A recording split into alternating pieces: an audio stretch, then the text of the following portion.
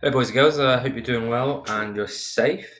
Thank you very much for those who've completed their homework last week on time. And this is what you got to do this week. Before you submit your work, I would like you to just maybe give me a little message to say how you're doing, what you're up to. Have you read any new books? Watched any cool TV shows that you would recommend? How are you keeping yourself busy during this time? I'm hoping you're doing really well. And if you want to do any more history, because you love history, just send me a message and I can give you some more websites, videos to watch, anything that you find interesting. I can help you out in that way. So going to this week's work, we're going to continue studying the Industrial Revolution. We're going to look in a little bit more detail. We did a little bit of this before, but a little bit more detail about children of the revolution, about children in the factories. What were they like in the Industrial Revolution? So if you are access to Word, you can just complete all the work on here. If not, pen and paper is fantastic like you've been doing. I'll post the links on to show my homework for you to do. So you've got a few keywords here that I just want you to read and try to learn, okay? And there's no test for this, but it's more vocabulary for you to know.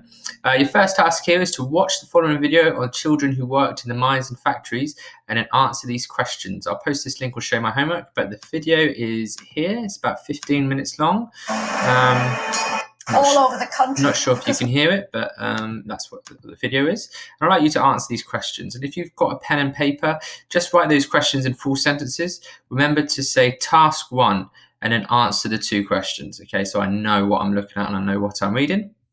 Task 2 is read through the sources below. Use the highlighting tool to color code the sources into 2 groups.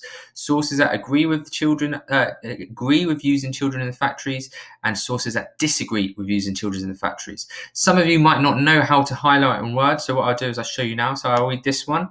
It says an interview with a mill worker, Joseph Habajam, in 1832. You cannot take food out of a basket or handkerchief because it gets covered in dust. The children are frequently sick because of the dust and the dirt they eat with their meal. So this looks like it's a bad idea.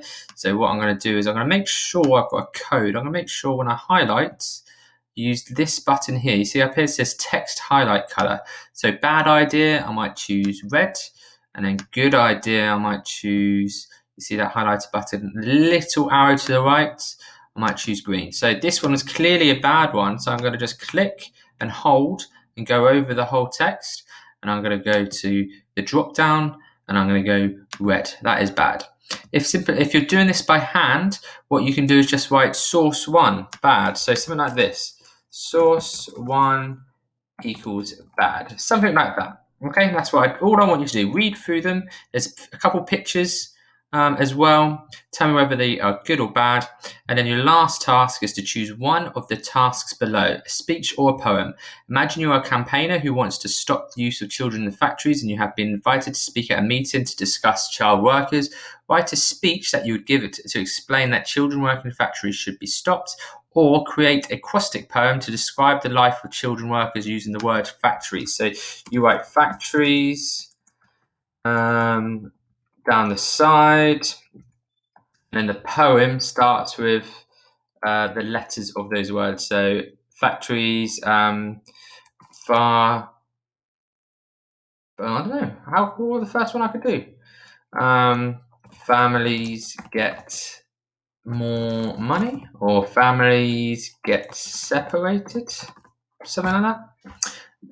Up to you guys, but that is the task for this week. I hope you're well and good. If you've got any questions about the highlighting, it's quite simple. Remember, just click and hold, and then there's that little button here. It's like text highlight. If you put your cursor over it, it'll tell you that. And there's a drop down, and you can choose the color. If you can't work that out, just write in good or bad underneath the source is fantastic. If you're doing it by hand, remember, just write source 1, bad, source 2, good, source 3, whatever the answers are. Remember, if you've got any questions, please email your teacher or send a message on Show My Homework. And I hope you're doing well. Thank you.